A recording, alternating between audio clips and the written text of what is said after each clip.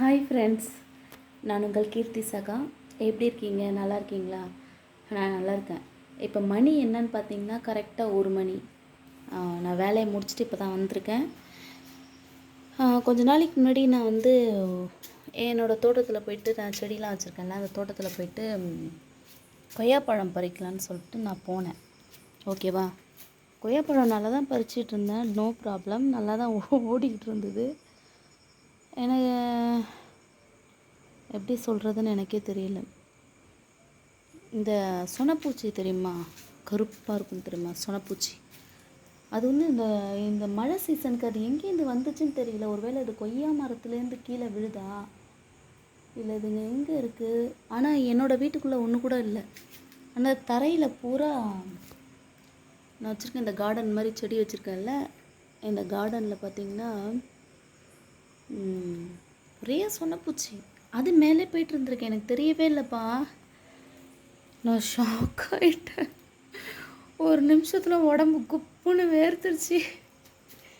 ஐயோ ஏசப்பா, இது தெரியாமல் அது மேலே நான் போய் தகுதமீட்டாலாம் ஆடிட்டு இருந்தேன். எல்லாம் இந்த பிசாசுங்களால் வந்தது. ஒழுங்காக வீட்டில் அடங்கி இருந்தால் தானே. இதை பாருங்க, இதை பிடிக்க போகலான்னு சொல்லிட்டு தான் இப்போ போனேன் நான். அப்புறம் மேலே பார்த்தேன், மேலே நிறைய கொய்யாப்பழம், அதில் நிறைய பழம் இருக்குது. ஆனால் உங்களுக்கு ஜூமிங் பண்ணி நான் காட்டுறேன் பாருங்களேன். எப்படி காட்டுறது? ஜூமிங் பண்ண முடியல. ஓகே, இன்னும் ஹார்ட் படபடன்னு இருக்குது. எப்படி வந்திருக்கும் எனக்கு அதுதான் புரியல. எப்படி, ஹவு இஸ் இட் பாசிபிள்? இந்த தோட்டத்தில் சொனப்பூச்சி வர்றதுக்கான வாய்ப்பே கிடையாது. ஓகே, எனக்கு ரொம்ப ஷாக்கிங்காக இருக்குது. எனக்கு இந்த மாதிரி சொனப்பூச்சை பார்த்தாலே பயம்.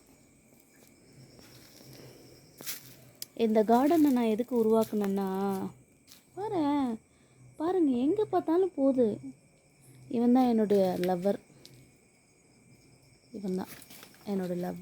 இப்போ இந்த கார்டனை நான் உருவாக்கியிருக்கேன். இது பூரா மாடலான செடி நிறையா வச்சுருக்கேன். ஆனால் இன்றைக்கி எனக்கு ஒரு திடுக்கிடும் ஷாக்கிங், ஒரே சொனப்பூச்சி. அப்புறம் நான் நிறைய அடுப்பு பண்ணியிருக்கேன் எனக்காக. அடுப்பு எனக்கு இந்த கேஸ் அடுப்பு, அப்புறம் இந்த கரண்ட் அடுப்பு, இதிலலாம் சமைக்கிறத விட இதில் வுட்டு அடுப்பில் சமைக்கிறது எனக்கு ரொம்ப பிடிக்கும். ஸோ எனக்காக நான் சிமெண்ட் அடுப்பு 2 பண்ணியிருக்கேன். ஒன்று நான் இந்த பட்டர் நான்லாம் பீஸா பர்கர் பண்ணுவாங்கள்ல, அந்த மாதிரி ஒரு அடுப்பு. அப்புறம் நார்மலாக நம்ம வீட்டில் செய்கிற அடுப்பு பண்ணியிருக்கேன். ஓகேவா? இப்போ ஒருவேளை இந்த லெமன் செடியிலேருந்து இது வந்திருக்கான்னு எனக்கு புரியவே இல்லை. ஆனால் என்னை சுற்றி நிறைய போயிட்டு வந்துட்டுருக்கு. இதுவே கொஞ்சம் ஷாக்கிங்காக தான் இருக்குது எனக்கு. அப்போ அந்த படபடப்பு இன்னும் போவே இல்லைம்மா எனக்கு.